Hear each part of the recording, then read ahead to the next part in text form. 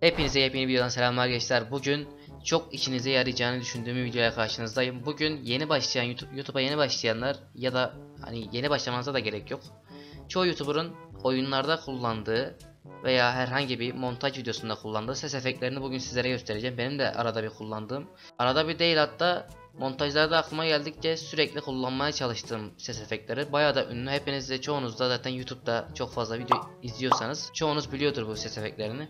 Neyse uzatmadan hemen ses efektlerine geçelim. Ondan sonra da video izledikten sonra beğenirseniz, hoşunuza gideceğini düşünüyorsanız aşağıdan bütün videoda dinlediğiniz ses efektlerin toplandığı bir dosya var. Onu indirebilirsiniz ve işinize yaradıysa da videonun sonunda like atmayı ve abone olmayı unutmazsanız sevinirim. Hadi geçelim ses efektlerine.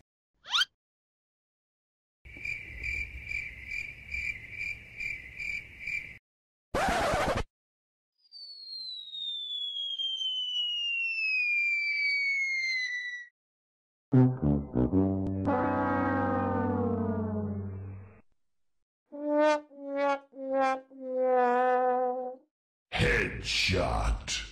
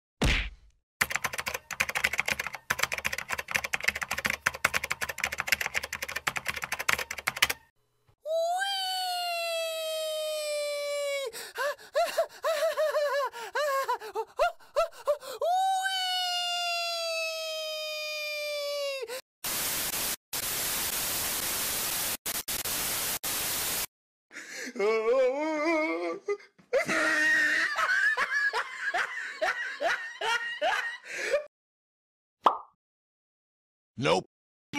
Evet, ses efektlerini dinlediniz. Dediğim gibi hoşunuza gittiyse, işinize yarayacağını düşünüyorsanız aşağıdan indirebilirsiniz bütün ses efektlerinin olduğu dosyayı. Ve işinize yaradıysa da yarayacağını düşünüyorsanız da like atmayı ve abone olmayı da unutmayın. Evet, sizleri seviyorum. Görüşmek üzere.